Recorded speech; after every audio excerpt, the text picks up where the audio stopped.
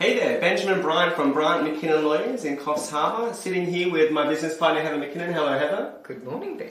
We're here to spruik episode 56 of our podcast program, The Family Matters Show. On our podcast, Heather, we do a lot of things. We do have expert guests coming in. We talk about specific topics and we go into depths in particular topics, whether it's parenting or property. And sometimes we do questions from the community, which is one of my favourite shows to do. It's always fascinating what people want to know from us. And I think it brings back to us the fact that this is an area that is endlessly fascinating and people really want to bypass paying and see if we can give them some help. That's right. It kind of directly goes back to that intention of why we did this podcast and the program, just getting information out there so people can start making some informed decisions in some pretty dire circumstances sometimes. So we hope you're getting a lot out of it. Certainly the questions that we received were great and our listeners are getting a lot out of it. Heather, one of the questions that we had, of course, which we get every day, is inheritance and the difference about whether inheritance is received already or how it's treated, if it's prospective, if someone's just, parents are in their 80s and in a retirement home or something like that. And sometimes there's this idea of unfairness about how the court's treated, and we spoke about that. Yeah, look, there's a way of solving it for all those people who are in my age group spend it, so there's nothing left for them to fight over. But look, in all seriousness, it's impacting separations all the time now because that accumulation of wealth post-World War II means that the capital that's passing between generations is significant.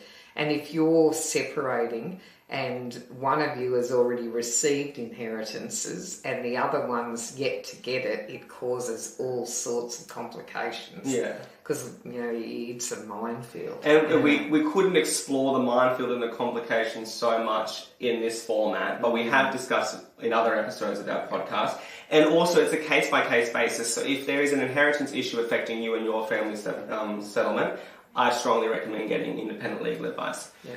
Heather, the other thing we talked about was this idea of lawyer blocking. People going around and putting their name down at every law firm in town to essentially conflict out that lawyer with the other parent. How do we address that?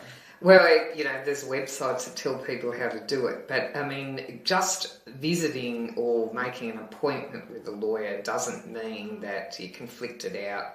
We have to take a history from a client and have some intimate knowledge about the case before we'd be blocked from seeing the other party. That's why, Ben, when you ring our office and we do a conflict check, you'll only get in the door here if you agree to pay a proper hourly rate because we're trying to neutralise the impact of this shopping around to block you getting advice when you need it. So it's something that does occur occasionally. We're aware of it, but there's a big message here. Just ringing and making an appointment with a lawyer doesn't block the other spouse going there.